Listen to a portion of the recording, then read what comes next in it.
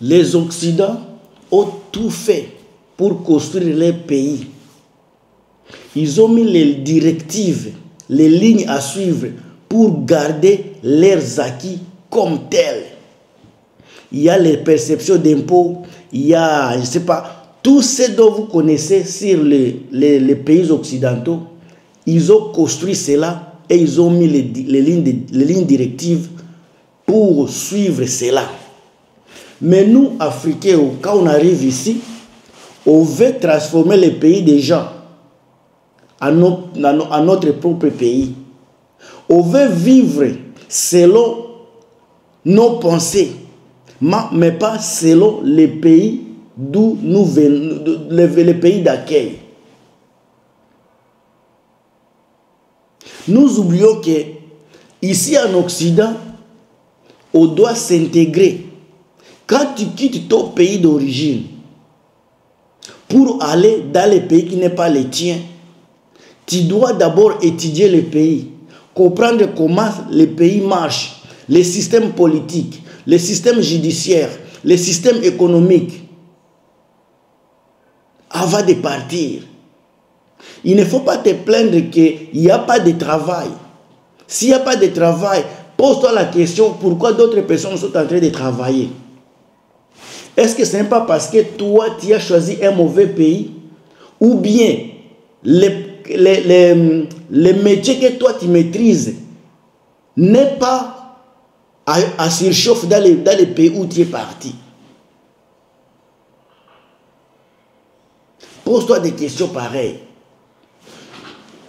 Les Blancs ont mis que chaque fois que vous travaillez, vous allez payer les impôts. Ce n'est pas seulement nous les Noirs qui payons les impôts. C'est tous les Blancs et toi, tant que tu vas vivre dans ces pays-là, tu dois payer impôts. Mais c'est toi qui te plains qu'ici, il y a beaucoup d'impôts, on paye beaucoup d'impôts. Mon vieux, qui t'a bloqué dans les pays où tu es? Si tu n'es pas content, tu vas piquer crise. Si tu n'es pas content, tu vas avoir des dépressions. Si tu n'es pas content, tu vas amener dans ta vie des énergies négatives. Ces énergies négatives vont affecter ta femme. Et maintenant, quand les énergies-là affectent ta femme, c'est toute une famille qui aura des énergies négatives. Et pendant que tu te plains, tu amènes les mêmes plaintes dans ta famille. C'est les catastrophes que tu es en train de créer doucement. Parce que les femmes n'aiment pas les hommes qui se plaignent. L'homme, c'est la personne qui doit trouver des solutions et pas se plaindre. Mais c'est toi qui te plains, chez tes amis tu te plains. Le pays est difficile, ça ne marche pas. L'argent que j'ai eu, on a coupé tous les, on a pris presque un tiers est parti dans les taxes. Mais ce n'est pas, on ne choisit pas les personnes pour prélever les taxes. C'est naturel. Il y a les barres. On sait que celui qui trouve la somme ici, il va payer autant les impôts. Celui qui paye comme ça, il va payer les impôts comme ça. Ce n'est pas seulement à toi. Maintenant, quand tu amènes l'énergie négative dans ton foyer, ta femme là, qui était censée de se plaindre, et c'est toi qui devrais vraiment la soutenir, mais c'est toi qui te plains. Maintenant, quand ta femme va se plaindre, elle va se plaindre à qui? Quand tu amènes l'énergie négative dans ton foyer, ça va créer une maladie dans ton foyer, une bombe à retardement. Une bombe à retardement, comme on dit. Tout ce que je dis à ceux qui sont ici, tu es en Occident. Si tu vois que la ville où tu habites est chère, ou bien tu ne peux pas résister, ou bien on prélève beaucoup de taxes, et que l'argent que tu as à main, tu vois que ça ne suffit pas. Si tu es à Paris, ou bien tu es à Francfort, tu es au Canada, ou bien à Toronto, à Vancouver, il faut quitter les grandes villes. Va vivre dans des petites villes. Les villages des pays occidentaux vous donnent beaucoup d'avantages que vous ne comprenez. Beaucoup d'avantages. Moi, au Canada, je vivais à Vancouver. Je vis toujours à Vancouver, mais je me suis retiré de la grande ville. Je me suis retiré partir dans un coin où je peux conduire ma voiture 45 minutes, 1 heure d'état, je suis dans le centre-ville. Ça ne me dérange pas. Quand je vais au travail, je conduis ma voiture, je vais au travail.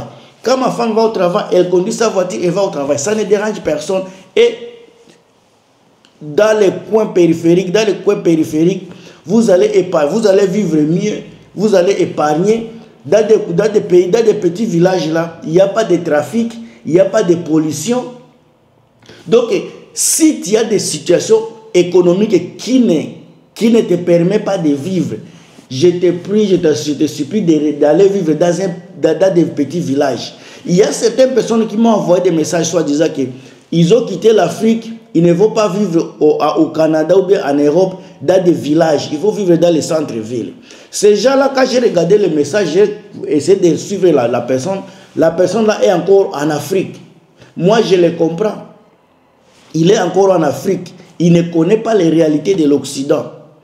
Dès qu'il saura les réalités de l'Occident, il ne dira pas de telles choses. Peut-être il le dit juste pour décourager d'autres personnes. Il y a des personnes qui ne sont pas bonnes dans les messages. Ils vont vous avoir les messages de confusion. Si tu es en Occident, toi tu connais l'Occident plus que celui qui est en Afrique. Si tu es dans la ville parisienne, le coût de location est élevé. Quand tu es à Toronto, Vancouver, au Canada, le coût de loyer est élevé. À Vancouver, le coût de la vie est élevé. Vous pouvez avoir les loyers qui vont aller jusqu'à 1000 €, une chambre. Vous pouvez aller ici à Vancouver, Toronto, Vancouver, location d'une chambre, un appartement, ça peut aller jusqu'à 2000 $. 2000 $, ça c'est seulement payer appartement. Mais tu n'as pas mis encore la nourriture, les transports, les besoins qui accompagnent la maison. Tu n'as pas encore mis ça là. Alors, mais si tu vas aller dans les petits, tu quitter le centre-ville, tu retournais peut-être dans des coins périphériques, peut-être 40 minutes ou 1 heure de temps de conduire des transports publics, tu vas avoir un appartement qui va te coûter à 1500 ou bien 1000 $. Juste pour te déplacer. Juste pour te déplacer du centre-ville ou bien des villes métropolitaines, tu peux épargner facilement 500 $ à 1000 $. Juste à te déplacer comme ça. Maintenant, si tu avais une situation financière qui est critique, en faisant cela, tu vas épargner 1000 $ ou bien votre situation financière va se rétablir. Je pense que ça sera la meilleure idée.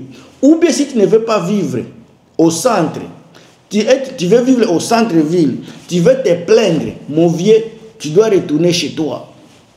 Parce qu'ici en Occident, on ne se plaît pas. Ici en Occident, si tu n'as pas un bon job, tu vas souffrir. Ici, il n'y a pas frère, il n'y a pas soeur, il n'y a pas maman, il n'y a pas je ne sais pas qui. C'est toi et ton travail, toi et ta femme, toi et ta famille. Soit ça marche, soit ça ne marche pas.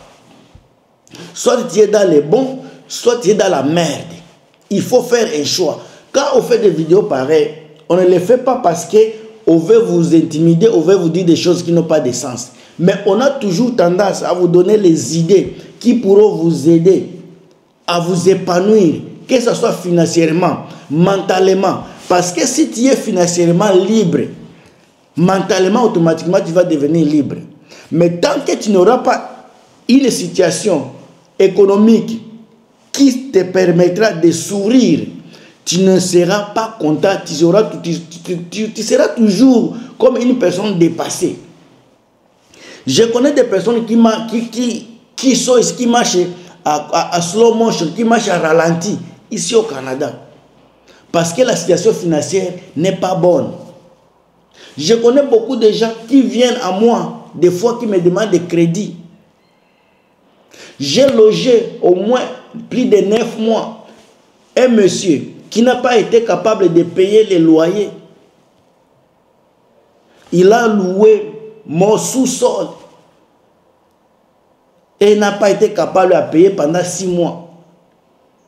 Moi, je comprends. C'est pour cela que j'ai toujours dit, si tu vois que ta situation économique ou bien financière n'est pas bonne, ne te complique pas.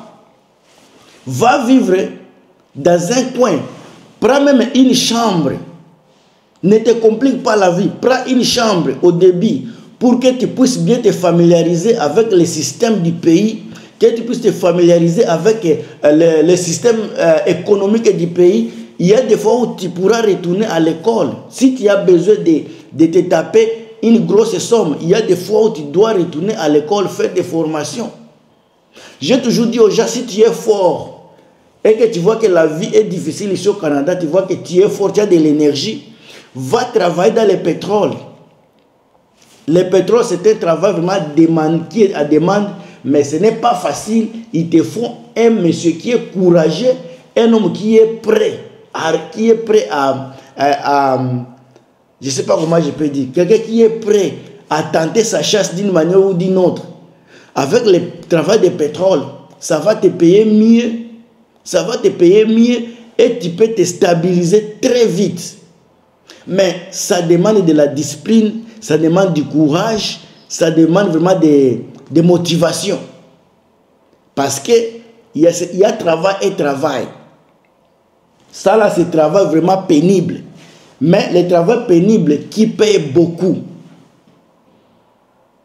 C'est pour cela que quand je vois les gens qui se lamentent, on se parle souvent, je dis aux gens, mon vieux ou bien mon cher ou bien ma soeur, si tu vois que ça ne marche pas, fais ceci, fais ceci, fais cela. Il y a des personnes que j'oriente.